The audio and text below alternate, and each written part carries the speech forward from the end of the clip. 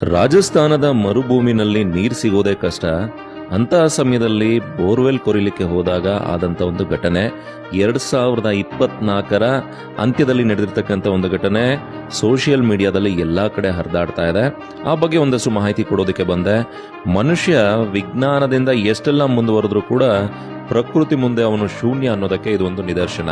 ಸ್ನೇಹಿತರೆ, ರಾಜಸ್ಥಾನದ ಜೈಸಲ್ಮೇರ್ನ ಮೋಹನ್ಗಢ್ ಅನ್ನೋ ಜಾಗದಲ್ಲಿ ಬೋರ್ವೆಲ್ನ ಕೊರಿಲಿಕ್ಕೆ ಹೋದಾಗ 850 ಅಡಿಯಷ್ಟು ಕೊರೆದಾಗ ಇದ್ದಕ್ಕಿದ್ದ ಹಾಗೆ ನೀರು ಈ ರೀತಿ ಬಂದಿರುವಂಥದ್ದು. ಸುಮಾರು ಸುತ್ತಮುತ್ತ ಇರ್ತಕ್ಕಂಥ ಜಮೀನೆಲ್ಲ ಒಂದು ಕೆರೆ ತರ ಆಗಿತ್ತು. 3 ಅಡಿ ನೀರು ನಿಂತಿದ್ದು, 2 ದಿನಗಳ ಕಾಲ ಈ ನೀರು ಬಂದಿದ್ದು. ಅದನ್ನ ಕೊರಿತಾ ಇದ್ದಂತ ಲಾರಿ ಕೂಡ ಅದ್ರ ಒಳಗಡೆ ಹೊರಟೋಗಿತ್ತು. ನೀವುಗಳು ತುಂಬಾ ನೋಡಿರ್ತೀರ ಈ ತರ ವಿಡಿಯೋನ ಸೋಷಿಯಲ್ ಮೀಡಿಯಾದಲ್ಲಿ. ನೀರು ಬಂದಿರೋದು ಗೊತ್ತಿರತ್ತೆ, ಆದ್ರೆ 2 ದಿನದ ನಂತರ ಅಂದ್ರೆ 30ನೇ ತಾರೀಕು ರಾತ್ರಿ 9 ಗಂಟೆಗೆ ನೀರು ಬರೋದು ಕಂಪ್ಲೀಟ್ ಆಗಿ ನಿಂತಿದೆ. ಸೈಂಟಿಸ್ಟ್ಗಳ ಪ್ರಕಾರ ಹಿಂದೆ ಸರಸ್ವತಿ ನದಿ ಸಾವಿರಾರು ವರ್ಷಗಳ ಕೆಳಗೆ ರಾಜಸ್ಥಾನದಲ್ಲಿ ಹರಿತಾ ಇತ್ತು. ಆ ಸರಸ್ವತಿ ನದಿಯ ನೀರೇ ಇದು ಅಂತ ಕೂಡ ಹೇಳಲಾಗತ್ತೆ.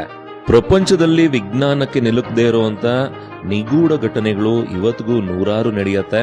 ಅಂತ ಒಂದು ನಿಗೂಢ ಘಟನೆ 2024 ಅಂತ್ಯದಲ್ಲಿ ನಡೆದಿರೋದು ಒಂದು ವಿಶೇಷ. ನನಗೆ ಬಹಳ ಕುತೂಹಲ ಅನಿಸಿದ್ದು ರಾಜಸ್ಥಾನದ ಮರಳುಗಾಡಿನಲ್ಲಿ ಎಷ್ಟು ನೀರು ಎಲ್ಲಡಕವಾಗಿತ್ತು ಅನ್ನೋದೇನೆ.